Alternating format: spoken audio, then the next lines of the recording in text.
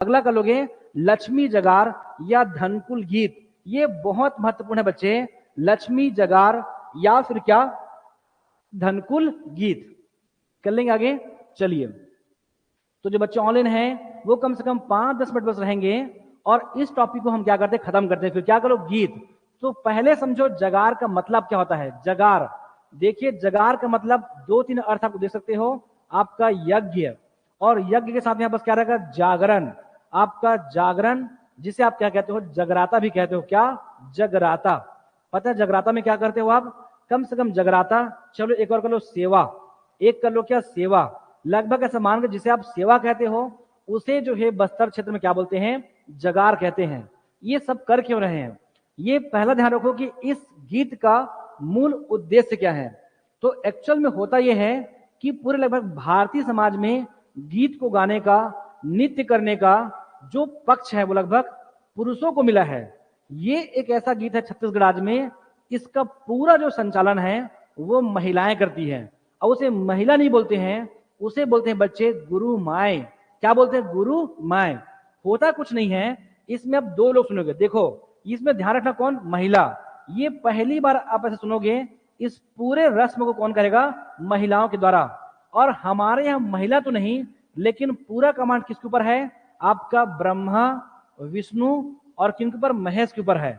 तो ये ब्रह्मा को तो छोड़ दो, क्यों, क्योंकि इनकी तो कोई पत्नियां नहीं थी। क्लियर है, ये किसको, विष्णु को, और ये महेश को ध्यान रखो। तो यहाँ बस क्या रहेगा, विष्णु से यहाँ बस क्या रहेगा आपका, महेश से पार्वती। क्या कर लोगे, आपका पार्वती। और विष्णु से यहाँ बस क्या आपका, लक्ष्मी। क्या आपका, लक्ष्मी। तो ध्यान रखना ये 2 जो है देवियों का आह्वान करते हैं। पहले ध्यान रखो इसके बारे में, जगार। जगार का मतलब यज्ञ, जागरण, जगराता, सेवा। ये आपके लिए बता रहा हूं, सेवा को मतलब होता कुछ नहीं है। ये जो महिलाएं हैं ना, वो भाद्र माह में क्या करते हैं, भाद्र माह में तीजा। तीजा कब करते हैं, ये मैं पढ़ा चुका हूं, शुक्ल पक्ष में।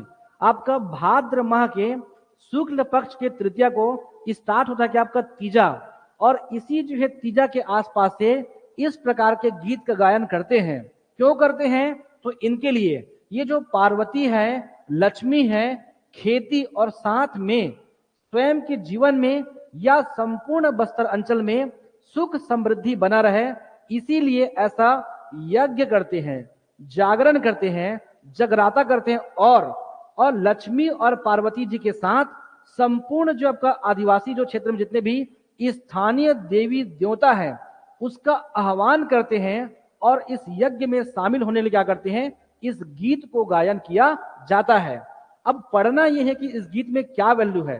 होता यह है कि इस गीत को गाते बस नहीं है, एक अजीब प्रकार का धनकुल वाद्य यंत्र को बजाया जाता है। क्या कर लोगे, एक अजीब तरह के यहाँ पास क्या रहेगा, धनकुल वाद्य यंत्र को बजाया जाता है। ये आपको ध्यान रखना है। अब बात रहा कि हलबी, ये हलबी क्यों पढ़े, मैं क्यों पढ़ाऊं, क्योंकि हलबा मैं आपको पढ़ा चुका हूं बच्चे।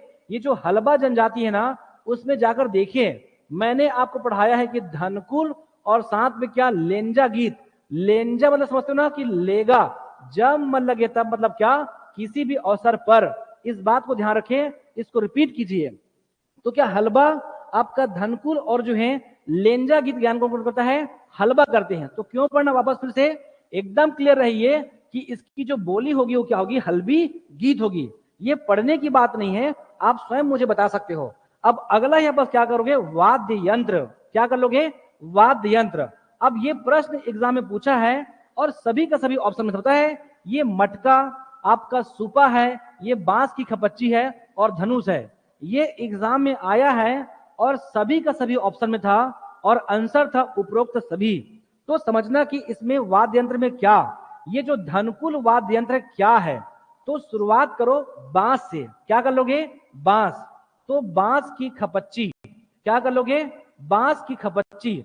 इस बांस को ध्यान से देखो, इसी जो है बांस का जो उसका जो पतला स्वरूप है, जिसे आप क्या बोलते हो, चटाई का या छिंद कहते हो। क्या कहते हो, छिंद।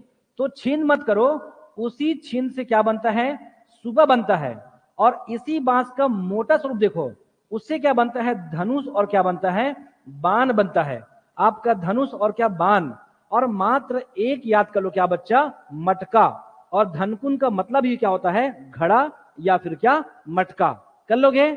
तो मैं कहना ये चाह रहा हूं कि सबको मत पढ़ो, आपके दिमाग में केवल बांस हो, इसी बांस का जो पतला स्वरूप है जिसे आप कहते हो छींद, लेकिन छींद नहीं भाई, उस छींद से क्या बनता है? सुपा। उसी का मोटा स्वरूप देखिए तो क्या बनता है? उसे धनुष और बाण। क्या बनेगा? धनुष और बाण। लास्ट बस रट लीजिए क्या? मटका को। क्लियर है? तो ये होता है ये वाद्य यंत्र में। तो ये क्या हुआ? ये जो जगार गीत है वो भाद्रमान होता है, और ध्यान रखना ये कम से कम 90 दिनों तक चलता है। 3 माह तक इस गीत का गायन किया जाता है। तो कर लोगे? ये क्या? हलबी बोली वाद्य, ये मैं बता चुका हूं। आगे आपको क्या पढ़ना है वो इस बात को समझिए। ये सब क्या है? ये आठे जगार, तीजा जगार, लक्ष्मी जगार, बाली जगार। अब ऑब्वियसली बार बार जगार बोल रहे हैं तो ये क्या है?